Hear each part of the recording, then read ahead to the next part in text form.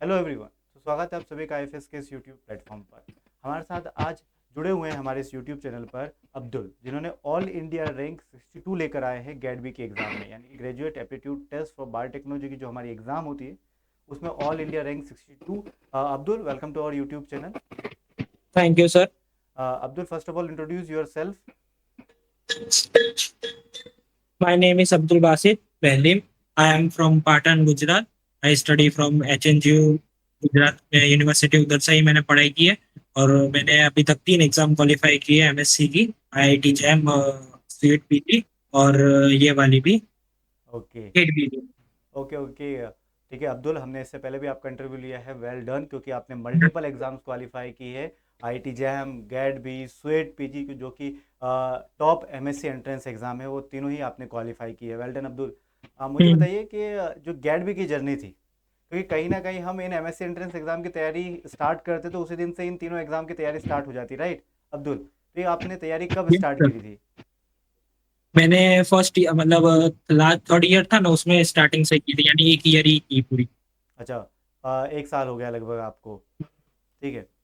Okay Abdul, मुझे बताइए कि गैडबी का जो सिलेबस है ना, जैसे हम देखते हैं वो काफ़ी वास्ट सिलेबस है। ठीक है, उस यस। सिलेबस को पहली बार कोई एस्पिरेंट देखेगा ना तो उसे ऐसा लगेगा कि मैं इसको क्वालिफाई के नहीं कर पाऊंगा, रैंक की बात तो दूर है। तो आपने उस सिलेबस को कैसे समझा और क्वालिफाई किया? हम्म। सर, सिलेबस में तो ऐसा था कि बहुत सारा भी था, ज्यादातर सेम था, पर गेट बी में कुछ ऐसे टॉपिक्स थे जो पूरे अलग थे। बायो प्रोसेसिंग है, बायो इन्फॉर्मेटिक्स है, तो ये सारी चीजें केमिकल हैं इंजीनियरिंग जो है। अलग थी पूरी।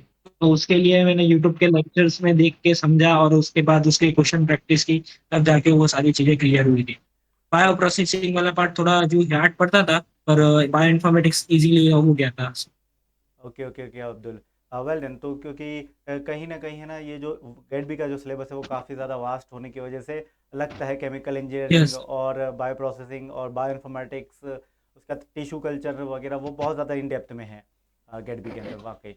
अब मुझे यस। बताइए कि आपने गेट बी की तैयारी कैसे की, मतलब वन बाय वन ऐसे, ठीक है, कोई एक एस्पिरेंट है जिसको पहली बार वो गेट बी की तैयारी करना चाहता है तो वो कैसे करेगा, आप वो बताइए अब्दुल। मैंने सर ऐसा एक स्पेसिफिकली गेट बी की तैयारी से नहीं किया था।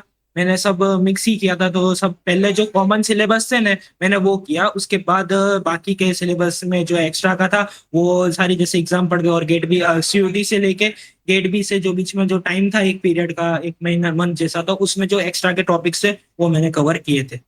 Okay okay okay Abdul, well done. क्योंकि कहीं ना कहीं सारे एस्पिरेंट में जो ये हमारा इंटरव्यू देख रहे हैं, अब्दुल का इंटरव्यू देख रहे हैं, उन सभी को मैं बता दूं कि जो एमएससी एंट्रेंस एग्जाम, यदि आपने तैयारी किसी की भी की हो, यदि आपने अच्छे से तैयारी की है तो आप मल्टीपल एमएससी एंट्रेंस एग्जाम्स को क्वालिफाई करेंगे, जैसे कि आईटी जैम, गैट बी, स्वेट पीजी, जैसे अब्दुल ने की है। और अब्दुल ने आपको बताया भी है, शेयर किया है कि कैसे उन्होंने एक स्पेसिफिक तैयारी ना करते हुए पहले कॉमन को टारगेट किया, और फिर जैसे जैसे एग्जाम आती है उनमें गैप रहता है तो स्पेसिफिक यूनिट हम टारगेट कर लेते हैं, राइट अब्दुल?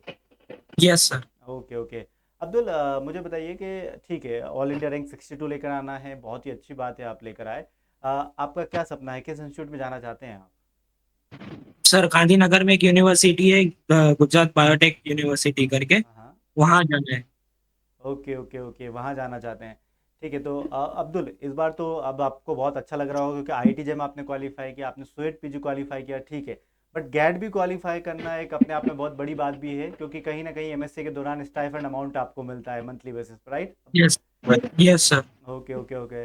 बहुत ही अच्छा लगा ये सुन के, क्योंकि मल्टीपल एग्जाम जो कैंडिडेट क्वालिफाई करते हैं वाकई में उन्हें बहुत मेहनत करनी पड़ती है, और आपने की भी होगी। तो अब्दुल मुझे बताइए, हाँ हाँ, कोई ऐसी चीज़ें जो आप शेयर करना चाहते हैं हमारे एस्पिरेंट के साथ?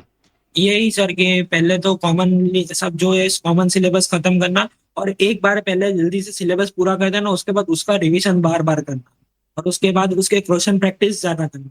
यही चीज बहुत इंपॉर्टेंट है। और ओके ओके। जो लेक्चर्स थे ऑनलाइन आपके, और वो जो लास्ट एंड की सीरीज जो लगाते थे, जिसमें 200 क्वेश्चन प्लस जैसे थे ना, वो वाले क्वेश्चंस की प्रैक्टिस ज्यादा की। उससे उसी टाइप के क्वेश्चन एग्जाम में भी हमने देखे थे, उसमें कोई चेंजेस इतना था नहीं। Okay okay. अब्दुल, आपको ऐसी कौन सी सीरीज थी जो आपको सबसे अच्छी लगी हमारी?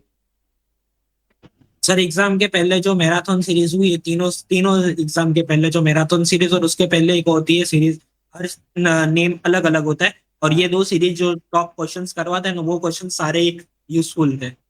ओके, हमने अंतिम प्रहार किया था और हाँ महामैराथन सीरीज किया था, वो वाकई। अच्छा, तो वो आपको काफ़ी फ़ायदेमंद रही, राइट? ओके अब्दुल, तो मेरा ये है नेक्स्ट क्वेश्चन कि कोई एक एस्पिरेंट है जिसे तैयारी करना चाहता है गेट बी की या किसी भी एमएससी एंट्रेंस एग्जाम के। चलो। Hello Abdul, am I clearly audible to you? Abdul, मेरा ये क्वेश्चन है आपसे कि कोई एक एस्पिरेंट है जो तैयारी करना चाहता है किसी भी एमएससी एंट्रेंस एग्जाम की, ठीक है?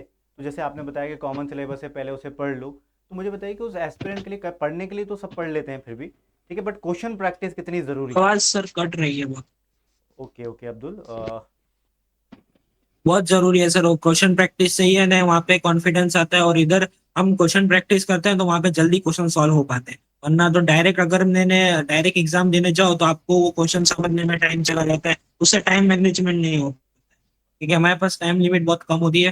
तो गेट बी में अच्छी लिमिट है, बाकी आईआईटी में भी अच्छी लिमिट। स्वीट बीजी में 90 मिनट्स में 100 क्वेश्चन सॉल्व करने होते हैं, तो उसमें टाइम लिमिट बहुत कम मिलती है। हाँ मतलब वहाँ पर 75 थे, पहले तो 100 हुआ करते थे, अब 75 90 मिनट्स में तो बहुत कम हो गया है। Okay okay. Yes. Okay Abdul, ठीक है, बाकी और कुछ सजेशन आपकी तरफ से हमारे एस्पिरेंट के लिए? कि बस सर कंसिस्टेंसी से पढ़ना चाहिए, कि हर रोज कुछ ना कुछ थोड़ा थोड़ा पढ़ना चाहिए। ऐसा नहीं कि एक दिन सारा पढ़ लिया तो उससे कुछ नहीं होगा। रोज थोड़ा थोड़ा पढ़ेंगे ना तो उससे माइंड में बैठता भी और यूज भी आता है, आगे जाके यूज भी काम में भी आता है। Okay okay. मिनिमम 1 घंटा पढ़ो, पर रोज पढ़ो। ओके, तो as you all know that कि एस्पिरेंट के अब्दुल के मल्टीपल एग्जाम्स क्वालिफाई की हैं और उन्होंने आपको एक सजेशन भी दिया है कि कंसिस्टेंसी के साथ पढ़ते रहिए, रोज थोड़ा थोड़ा ही पढ़िए बट डेली पढ़िए। ये नहीं कि एक दिन पढ़ लिया हमने बहुत सारा सिलेबस और फिर हफ्ते या 10 दिनों तक हमने पढ़ा ही नहीं है, ठीक है? तो ऐसा नहीं करना है, यस। हमें कंसिस्टेंसी के बेसिस पे पढ़ाई करनी है डेली, जितना आप कवर कर पा रहे हैं, बट डेली छोड़ना नहीं है बीच में।